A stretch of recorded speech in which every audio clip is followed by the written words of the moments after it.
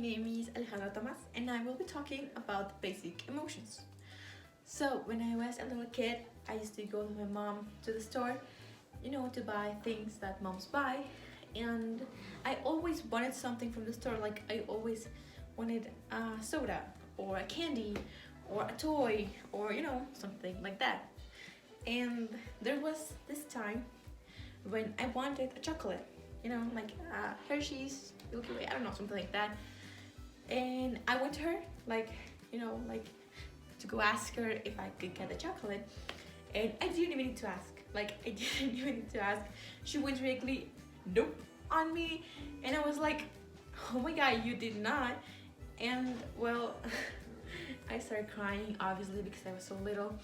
I started crying and yelling, and she came close to me like, oh my god, why are you sad? Because I didn't got you the chocolate? And I directly screamed at her face, like, no, I'm not sad! And well, now that I'm older, wiser, and with the experience of not getting what I want, I understand my little self. I wasn't sad because I didn't get the chocolate. I was angry at my mom for not getting me the chocolate. See the difference? Like, these emotions might be related, but they are never the same. Like, they are not, absolutely not. And well, this is why basic emotions are important. We need to learn how to control them. And in order to learn how to control them, we need to learn which basic emotions are.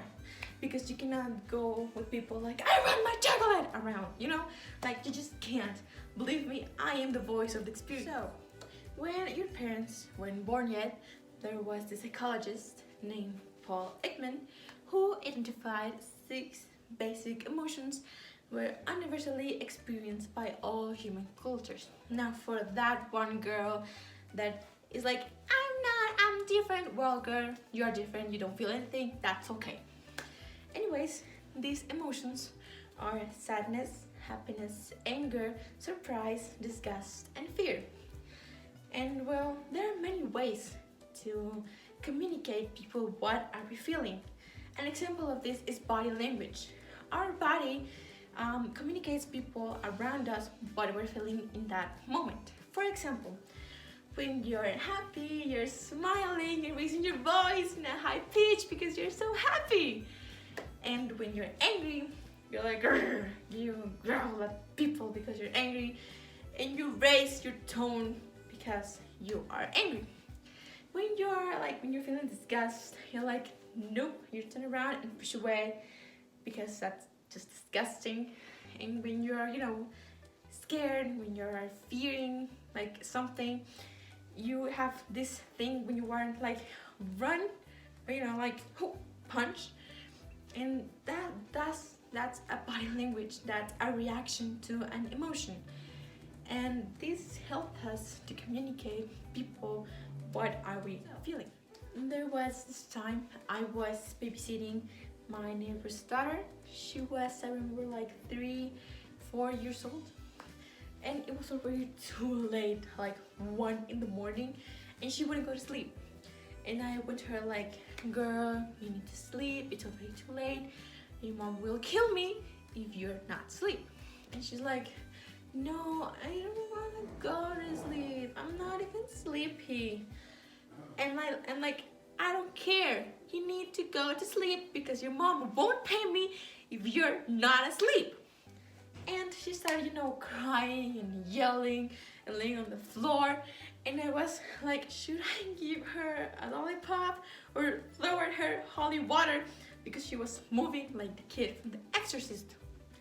And, we were like, they're having like a little fight, like to calm her down. And when she was already like calm, like relaxed, she was on my lap, and I was like, girl, what's happening? Why you don't want to go to sleep? Are you sad? Are you angry? Like, what's going on? And she said, like, I'm scared of the dark, that's why I don't want to go to sleep. You see, like, she was so young and she understood what she was feeling, and thanks to that, to her body language and crying and yelling and acting like the kid from The Exorcist, I could understand that she was feeling something.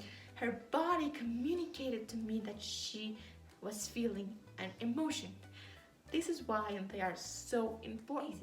Emotions not only they help us to communicate, but they also help us to act, and they motivate us to do something. For example, when you are angry because you were expecting a good grade and then you got like a 3 of a grade, you get angry and sad and desperate because you didn't got the grade you expected, and that motivates you to change, to improve, maybe to study more or pay more attention in class, you know? Like, it motivates you, it makes you do something to improve. That's what emotion did. But they also help us to inform. Now, there's this thing in our brain that when you feel something, it gives you like an information like very quick, and you do something without even thinking. Like, for example, when you are scared, our first thing to do is run, punch, or scream. Those things, without even thinking how to get rid of the situation or what is actually going on. An example of this, I was at a party with one of my friends, and we were like walking around the block, and then we saw a scary big ass dog, like from the side of a truck. That dog was so big, and he stood in front of us, and I was literally about to run, and my friend like, "Are you dumb or something? You cannot run." And I'm like, "Excuse you, are you not looking at what's going on in front of us?" And basically, she told me that I cannot run because if I run, the dog will go after me. And then she said like, you need to stay still, calm down, and the dog won't do anything to you. First off, I was so offended because she was like, "Are you dumb?" And I'm like, "No girl, I'm not dumb, I'm just scared." And well, I did what she told me to. I was like, "Can you please leave? Thank you."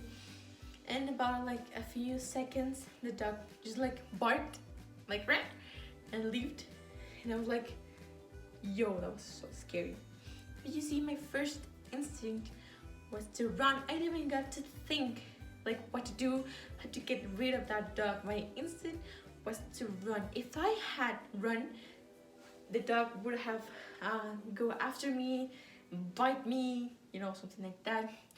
But thanks to my friend who stopped me to think and like to inform me how can I rid of the situation, I'm good.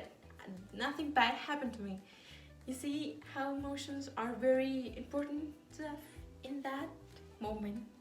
I was about to let my emotions take control over me because I was about to run. I didn't even got to think of what's going on.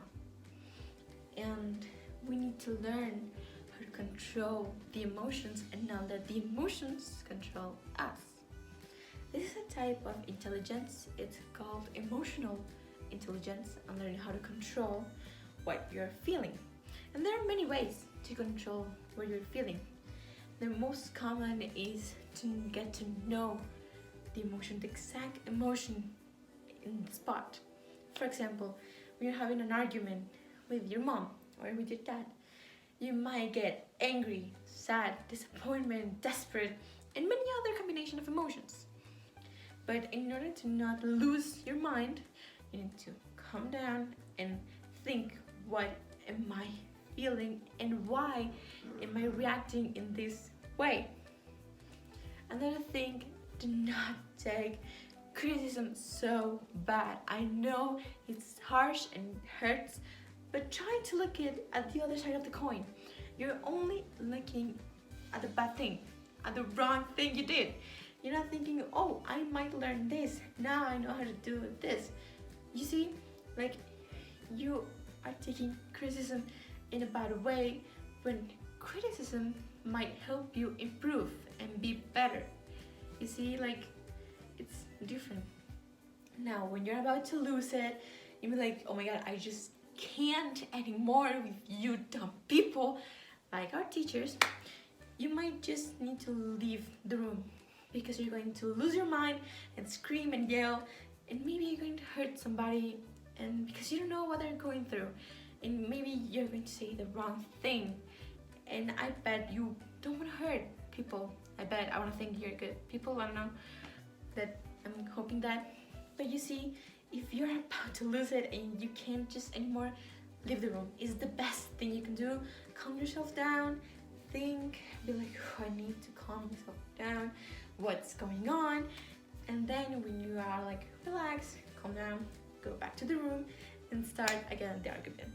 You see, in this way you won't hurt nor the people around you nor yourself. But this time that I was arguing with my dad, I don't fully remember what we were arguing about, and I don't really care at all. But what I do remember is that he said, you know what, I'm so done and I'm leaving. And I got so mad and sad, and I was just like almost like getting so red. And I said, you know what, leave. You have already left us before for 5 years. We don't need you. And then he left for work. When he said, I'm leaving, he meant I'm leaving for work. And I understood the wrong way. Of course, later in the afternoon, we forgive each other. And I was like, oh my god, I'm so sorry. I didn't mean to say that. And you know, that kind of stuff. But this is a clear example on why you have to control your emotions. Why you need to understand your emotions, because then you can hurt people when you don't want to. So basically, basic emotions are important because they help us to communicate, inform, and to act. And we need to learn how to control them, because if we don't control them, we're going to hurt somebody that we don't want to hurt, because we don't know what people are going through. And I bet you don't want to be the cause of someone having a bad day. So be kind, be nice to people, treat people with kindness, and remember, don't yell at people if you don't get your chocolate. It's just not worth it. Thank you.